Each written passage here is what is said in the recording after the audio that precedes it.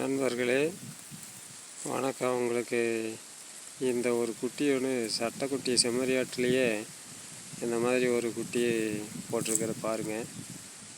வெள்ளைக்குட்டியே பார்த்துருக்குறேன், கருப்பு பார்த்துருக்குறேன், கீழே அடியில் கருப்பாக இருக்குது. ஆனால் இது ஒரு டிஃப்ரெண்ட்டாக இந்த குட்டியை போட்டிருக்குது. அது மணியோடையும் இருக்குது.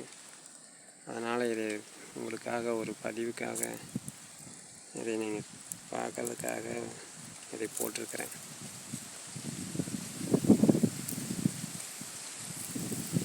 அழகாக இருக்குது.